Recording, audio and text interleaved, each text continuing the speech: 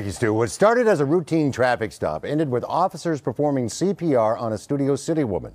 What followed is the most complete account of a cardiac arrest following the use of a taser.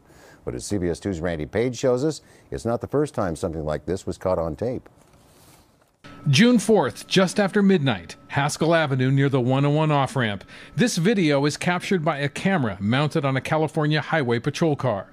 Officers stopped to check on the welfare of the driver, 50-year-old Angela Jones from Studio City. How much did you drink tonight? Nothing. What about medication or drugs? Suspecting she might be under the influence of drugs, the CHP officers conduct a field sobriety test, and they question Jones for the next 15 minutes. Then she refused to let the officers look through her purse. I just don't feel like I want you to take my purse from me. Watch what happened next. Put the purse down!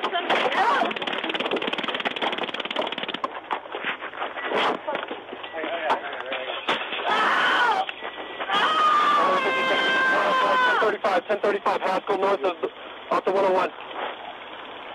Don't move, don't move. According to the arrest report, the CHP officer hit the trigger on his taser, model X26, 3 times, sending 3 separate jolts into Jones' chest. Do not move. Do not move. Then a few moments later, she is silent. They pulled her out of the car, placed her on the sidewalk, and realized she wasn't breathing. Subject is unresponsive. One officer began performing CPR, and Angela Jones came back to life. She is extremely lucky to be alive. Heart surgeon Dr. Kathy Magliato is president of the American Heart Association for Greater Los Angeles. I think it's really critically important that law officers understand that this taser is a weapon and it can kill people. Keep your hands out of the pocket, please. It's awfully hard, Randy, to exonerate the taser when you see a woman who clearly was fine up until the point she was tasered and then becomes unconscious, loses her pulse, and then is in sudden cardiac death. Check the pulse down there. The camera rolls continuously for 40 minutes, and it is likely the most complete record of a cardiac arrest following the use of a taser electronic control device. Most complete, but not the first time an event like this was caught on tape. It was March of 2008, Charlotte, North Carolina. Store security cameras captured 17-year-old Daryl Turner as a police officer deployed a taser model X26 following an argument with the store manager. The teenager collapsed just off camera and died. Pasadena attorney John Burton represented the Turner family in a civil trial that resulted in a jury award of $10 million. He is now preparing a lawsuit on behalf of Angela Jones. This device, the taser as it's called, is much more dangerous than the company indicates and that police believe. And it's heart rhythm and cause cardiac arrest. Taser International disputes this claim on their website, saying there is no reliable published data that proves heart.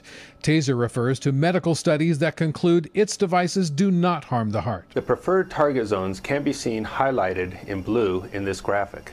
But in 2009, the company changed its targeting guidelines. This company video that's posted online instructs its users to avoid strikes to the chest. Second, minimizing the controversy of whether ECDs do or do not affect the human heart. The company which makes this device would say there's no evidence that it causes any problems with the heart. This is all about attorneys who want to make a lot of money in lawsuits. You would say? Absolutely not.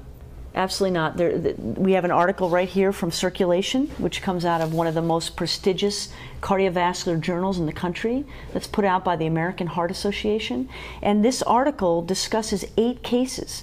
8 cases where people were tasered, went into this ventricular fibrillation rhythm, 7 of which died.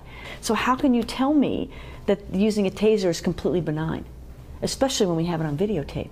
She now has many memory deficits and cognitive issues that she's struggling with. Angela Jones' criminal attorney Maria Cavalluzzi would only let her client speak briefly due to the pending criminal charges, but Jones spoke just long enough to describe what little she remembers from that June night. Do you remember what it felt like when that taser hit?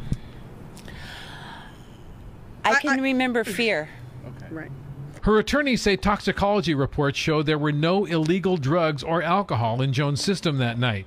She's facing criminal misdemeanor charges for resisting arrest and an infraction for possession of less than 1 ounce of marijuana. In Van Nuys, Randy Page, CBS 2 News. The CHP wouldn't comment on camera since the case is still pending, but in a written statement did say the use of the taser in this incident appears to be within CHP policy. Taser International issued a statement in part saying, "We are concerned about this incident and eagerly await more information." They go on to say more than 98,000 people have been saved from potential death or serious injury using taser devices. Taser's full statement is on our website. Now, despite Taser International's targeting guidelines, we've learned use of force directives for the CHP, LAPD, and